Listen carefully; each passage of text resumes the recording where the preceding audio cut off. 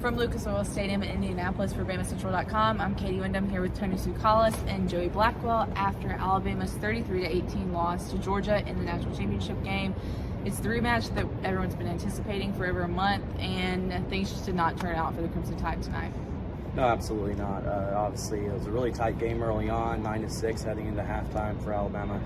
5 field goals to open the game, but really just kind of, in the fourth quarter, really there's just a lot of really close plays there. And then, of course, Bryce Young throws that pick six with under a minute left that really sealed the deal for Georgia. But hard-fought game by both sides. It really was the game that everybody thought it would be, as far as very competitive, two really good teams. Just it went in favor of the Bulldogs tonight. Look, we've been saying this whole time, too. The way that Alabama was going to beat this Georgia defense was with Jameson Williams. That's how they beat him in the SEC championship game.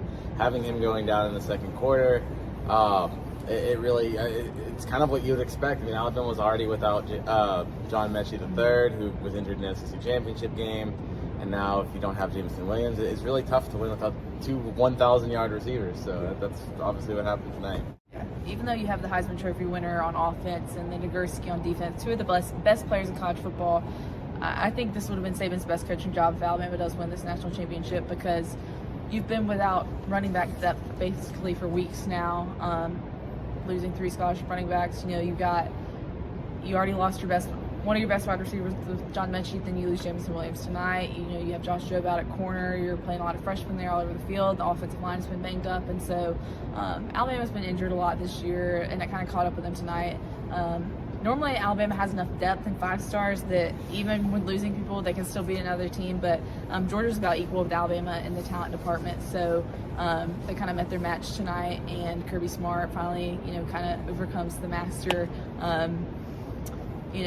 Student overrules the teacher. He gets the win over Saban here tonight, and Alabama's bid at back-to-back national championships falls short. And one of the things you talked about Heisman Trophy winner Bryce Young and Nagurski winner Will Anderson. There was a very interesting part in the post-game press conference, where Saban kind of stopped Young and Anderson from leaving because they were all three in the press conference at the same time, and he took a moment to kind of it was a message to the media, but it was more so a message to Young and Anderson, talking about you can't judge a player based off of one game. You have to judge them off of their performance this season. And Saban will let them both know that while they might not have performed well tonight, while it might have been disappointing, overall it was a success for those two players. Yeah, I think you saw how dejected Bryce Young was. Fighting back tears almost. Yeah, well, I mean, he blamed it all on himself, and it's too harsh. You know what I'm saying? He made a couple bad throws, but he still threw for 369 yards or something like that. So, I think that's unfair for him to blame it on himself. And I think if you asked any Alabama player, they wouldn't think that it was his fault. So.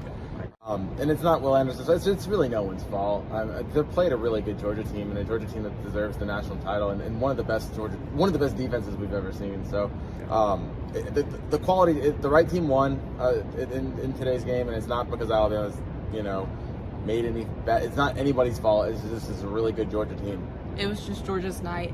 And while it was Georgia's night, the future is still bright for Alabama, like it pretty much always is under Nick Saban, as we just talked about. Young and Anderson were both true sophomores. Will be coming back next year.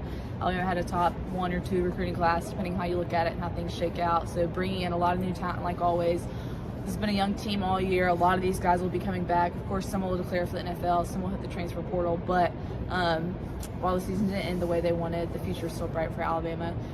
I just want to thank you for following along all season. For Katie Wyndham, for Joey Blackwell and Tony Sukalis, I'm Katie Wyndham from BamaCentral.com. Thanks for following our coverage this year, and have a great week. Thank you.